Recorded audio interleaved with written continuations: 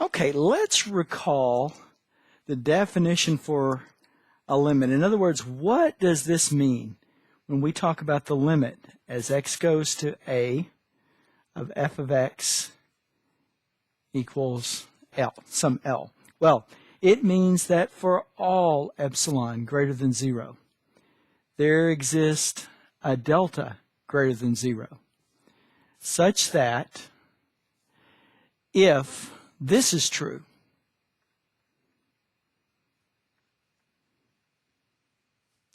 then this is true.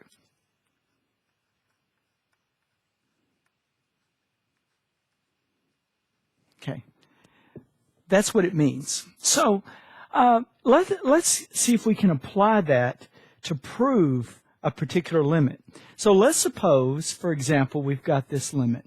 Let's suppose we've got the limit as x goes to 3 of 2x plus 1 equals 7. And we want to prove that that limit is true. In other words, I want to show that for every epsilon there exists a delta, so that if this is true, this is true. So let's start off with this part. Here's the way we set it up. We realize we've got this f of x minus L, and let's write that. So our L is 7 and our f of x is 2x plus 1. So here's what we've got. We've got 2x plus 1 minus 7. See? So this is f of x minus L. Now what I want to do, now I know that this is going to be less than some epsilon. This is going to be less than epsilon. And I want to show that that being the case, I can always find a delta. But here's the way I'll proceed. I'll just do some algebra at first. So I'll come over here to the next step, and I have 2x minus 6. See? I'm just doing the algebra that's obvious. Okay? Now, notice what I can do now. I can factor out a 2. And I get x minus 3. Ooh, look at this. X minus 3. Look at this. X goes to 3. Now remember, up here, a, right here, that's what was right here, x minus a. Our a is 3, and notice we've got x minus 3. Now remember, this whole thing is less than epsilon, right? F of x minus L, which equals this, is less than epsilon. So when I recognize this, when I see this x minus a, right? In our case, x minus 3, I stop and I say, oh, now I'm going to divide by the coefficient here, and look what I get. I get x minus 3 less than epsilon over 2. Well, look at what we have there. What if we just now say, well, I'm going to let delta equal epsilon over 2. There, I found it. So look, whatever epsilon you give me, I can find a delta just by dividing it by 2. That's what I've just shown here. And that proves this limit.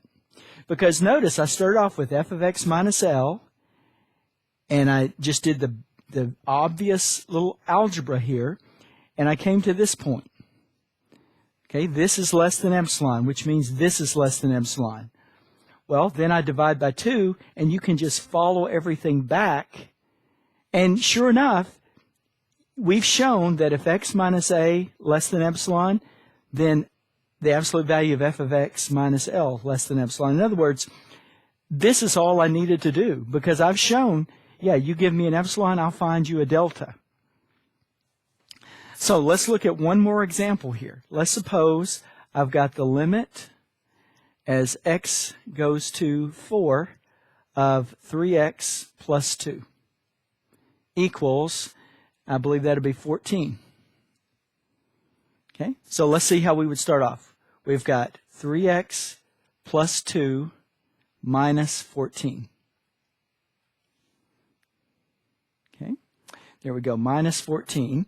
Now, I'm going to do Now remember, this is f of x minus L. So now I do the obvious algebra here, and I get 3x minus 12.